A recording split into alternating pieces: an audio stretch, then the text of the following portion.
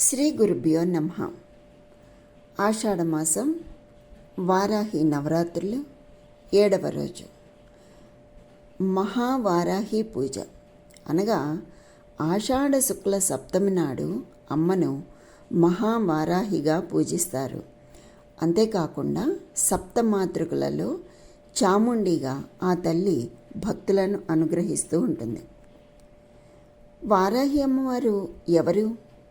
హిందూ మతంలో వారాహి 7 మాతృదేవతల సమూహమైనటువంటి మాతృకలలో ఒకరు. వరాహ తలను కలిగి ఉండే అంటే వరాహ ముఖాన్ని కలిగి ఉండే వరాహి విష్ణువు యొక్క వరాహ అవతారమైన వరాహ ప్రభు యొక్క శక్తి స్వరూపం. అంతేకాకుండా నేపాల్లో వరాహిని బరాహి అని కూడా పిలుస్తారు. వారాహి దేవత వరాహ అవతారం యజ్ఞస్వరూపం.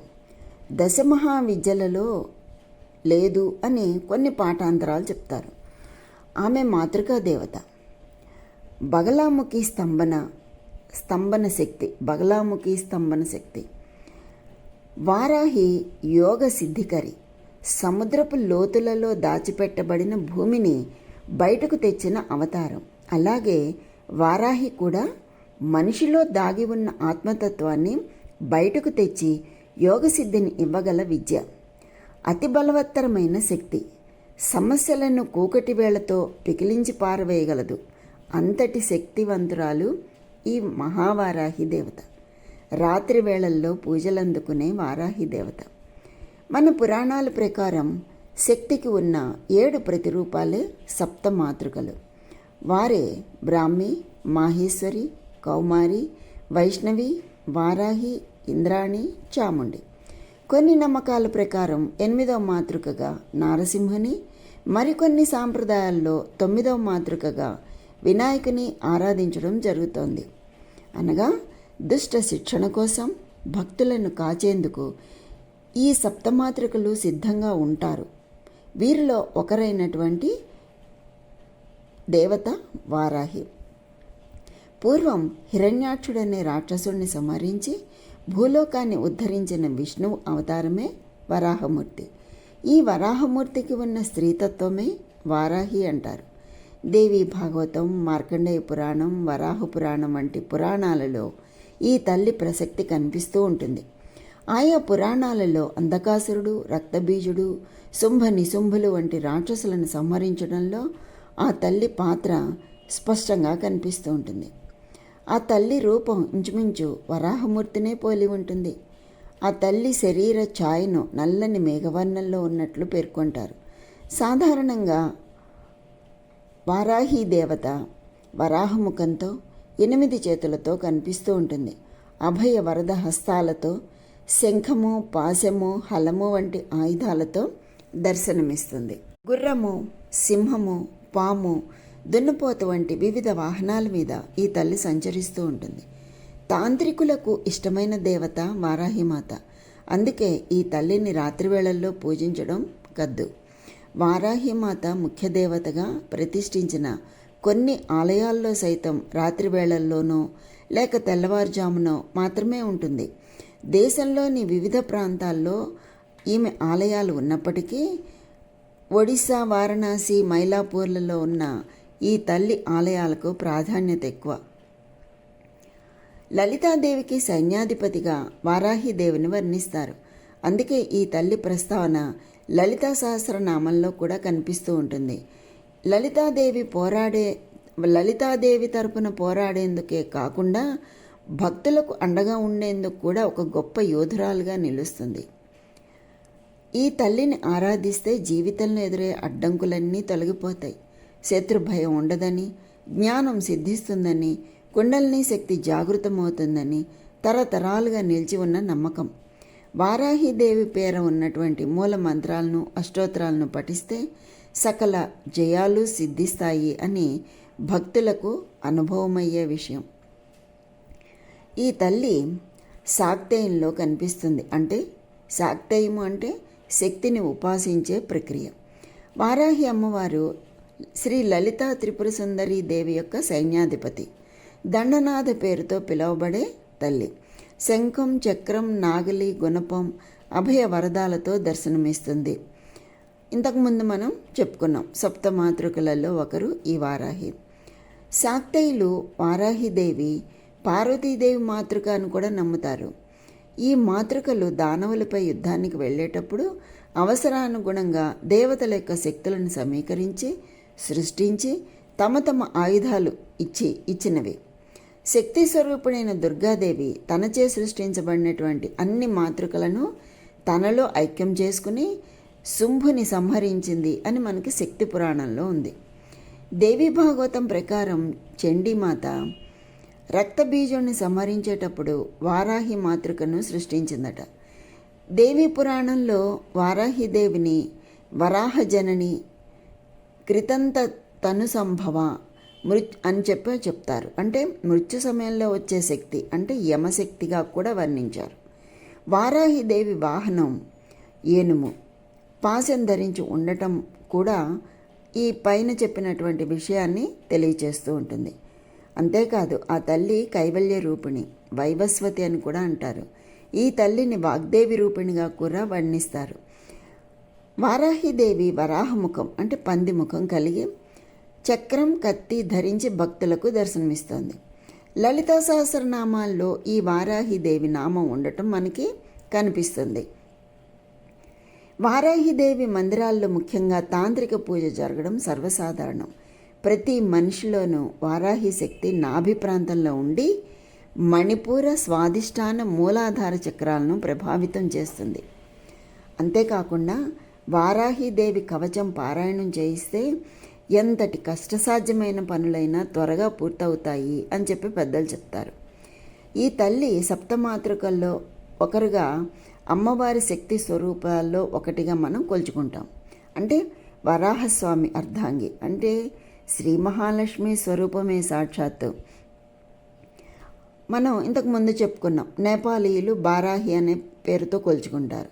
అదే బౌద్ధ మతం వారు వజ్రవారాహి, మరీచిగా కూడా ఈ తల్లినే పూజిస్తారు. అలాగే మార్కండేయ పురాణంలో దేవీ మహత్యంలో శుంభ నిశుంభ వధ కథ ప్రకారం దేవుళ్ళ శరీరాల నుంచి వారి స్త్రీ రూప శక్తులు బయటకు వస్తాయి. అంటే శివుని నుంచి శివాని, విష్ణువు నుంచి వైష్ణవి, బ్రహ్మ నుంచి బ్రాహ్మణి, వరాహస్వామి నుంచి వారాహి ఉద్భవించారు. ఈ రకంగా ఈ తల్లి ఉత్తర దిక్కుకు అధిదేవత. ఈ తల్లి చేతిలో నాగలి, రోకలి ఉంటుంది. అంటే నాగలి భూమిని దున్ని సేద్యానికే సంకేతం, రోకలి పండించిన అంటే వండిన ధాన్యాన్ని దంచి మనకు ఆహారంగా మారటానికి సంకేతం. ఇది బాహ్యార్థం. అదే అంతరార్థం ఏమిటి? అహంకార స్వరూప దండనాద సంసేవితే బుద్ధిస్వరూప మంత్రిణ్యుపసేవితే అన్నారు. అంటే ప్రతి మనిషిలోనూ వారాహి శక్తి నాభి ప్రాంతంలో ఉండి మణిపూర, స్వాదిష్టాన, మూలాధార చక్రాలను ప్రభావితం చేస్తుంది. అలాగే కుండలిని శక్తిని కూడా జాగృతం చేస్తుంది. అంటే మనలో అస్తవ్యస్తంగా ఉన్న పృథ్వీ అనే బుద్ధిని రక్తబీజుడు లాంటి పిచ్చి మొక్కలతో అక్కర్లేని మనలో వరుసగా ఉద్భవించే ఆలోచనలను లలితామాత సైన్యాధ్యక్షురాలైనటువంటి దండనాయకి శక్తి అనే నాగలితో దున్నుతూ ఉంటే తన సైన్యమైనటువంటి రథ, గజ, తురగ, పదాతి దళాల సహాయంతో మనలో ఉన్నటువంటి మానసిక వికారాలను అన్నింటినీ నాశనం చేసి జ్ఞానము అనే సేద్యానికి అంకురార్పణ చేసి ధ్యానం అనే కుండలిని శక్తిని పెంపొందించి రోకలితో ధాన్యం నుండి బియ్యాన్ని వేరు చేసి ఆకలికి అన్నమైనట్లుగా మనలో ఉన్నటువంటి జన్మాంతరాలలో చేసిన కర్మ ఫలాలను, అంటే ధాన్య పొట్టు నుంచి బియ్యాన్ని వేరు చేసినట్టు ఆ కర్మ ఫలాలను వేరు చేసి మోక్ష జ్ఞానాన్ని క్షుద్బాధ తీర్చే బియ్యంలాగా మనకి అందజేస్తుంది ఆ తల్లి. అది రోకలికి అలాగే మనకి హలానికి ఉన్నటువంటి అర్థం. వారాహి అంటే భూదేవి, శ్రీ మహాలక్ష్మి, కైవల్య రూపిణి, వైవస్వతి అని కూడా మనం చెప్పుకున్నాం. అసలు ఇప్పుడు మనకు జరిగే కల్పం పేరే శ్వేతవరాహ కల్పం. ఆయన దేవేరే ఈ వారాహి. ఇచ్ఛాశక్తి లలిత అయితే జ్ఞానశక్తి శ్యామల, క్రియాశక్తి వారాహి. కేవలం రాత్రి వేళల్లో మాత్రమే పూజలు అందుకునే ఏకైక వారాహి స్వరూపంలో ఉన్నటువంటి లక్ష్మీదేవి ఆయురక్షత్ వారాహి అన్నారు. అంటే ప్రాణ సంరక్షణి. వసంత నవరాత్రులు, గణపతి నవరాత్రులు, శరన్నవరాత్రులే కాకుండా వారాహి నవరాత్రులు కూడా మన సనాతన ధర్మంలో శాక్తేయులు, శైవులు, వైష్ణవులు కూడా ఆషాఢ పాడ్యం నుంచి ఈ వారాహి నవరాత్రుల్లో వారాహిదేవిని కొలుచుకుంటూ ఉంటారు. భక్తుల కష్ట నష్టాలతో పోరాడే యోధురాలు ఈ తల్లి. ఈమెను ఆరాధిస్తే శత్రుభయం ఉండదు. జ్ఞానప్రదాయిని, ధాన్యలక్ష్మి స్వరూపమైన వారాహిని ఆరాధన చేసి దేశం సుభిక్షంగా ఉండాలని, మనమంతా చల్లగా ఉండాలి అని అమ్మ వారాహిని పాదాలు పట్టి మనం ప్రార్థన చేసుకోవాలి. ఈ మహావారాహి దేవి దివ్యమాత యొక్క స్వరూపం. మహావారాహి శక్తి మరియు ఓజస్సు యొక్క అభివ్యక్తి. అంటే పురుషులకు దేవతగా పూజిస్తారు. అంతేకాదు ఆమె భద్రత మరియు రక్షణ కలిగించే దేవత. ఒక కథ ప్రకారం ఒకప్పుడు మేఘం భూలోకవాసులకు దివ్యమైన పాలు ఇవ్వడం ప్రారంభించాయని చెప్తారు. మేఘం అది తక్షణమే వారిని అమరులను చేసింది. అంటే భూలోకానికి మేఘాలు పూర్వం ఒకప్పుడు దివ్యమైన పాలు ఇవ్వడం ప్రారంభించాయట మేఘాలు. అవి తీసుకున్న వెంటనే వాళ్ళందరినీ కూడా అమరులను చేసింది ఆ పాలు. కానీ ప్రతిఫలంగా వాళ్ళు ఏం చేశారు, ఏదైనా మానవులకి ఒకటి అందితే దాన్ని అదే అపురూపంగా తీసుకోకుండా అత్యాశకి పోవడం అనేది మానవ సహజ లక్షణం. ఆ లక్షణమే మనని పతనానికి దారి తీస్తూ ఉంటుంది. ఆ అత్యాశకి పోకుండా మనకి దొరికిన దాంతో తృప్తి చెందితే నిజంగా అమరులమే అయ్యేవాళ్ళం.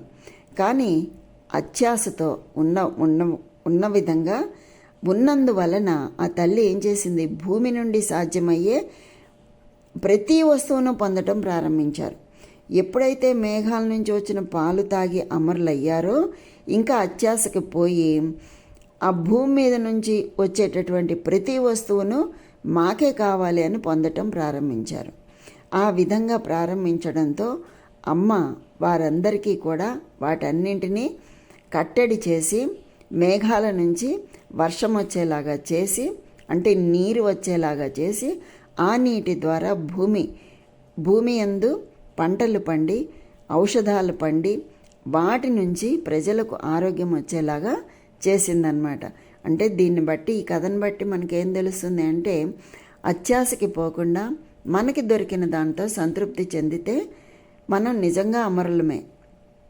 ఆ విధంగా ఉండాలని మనకి ఈ కథ మనకి ఒక పాఠాన్ని తెలియజేస్తోంది. ఆ తర్వాత ఆ తల్లి ప్రపంచంలో ఉన్నటువంటి ప్రతి ఒక్కరిని కోపం నుంచి రక్షించింది.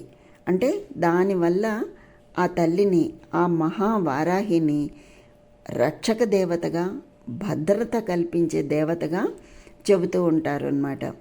అటువంటి రక్షణ కల్పించే వారాహి మహావారాహి దేవి. కనుక ఆ మహావారాహి దేవి యొక్క రక్షణ, భద్రత, అనుగ్రహం అందరికీ కలగాలని కోరుకుంటూ స్వస్తి.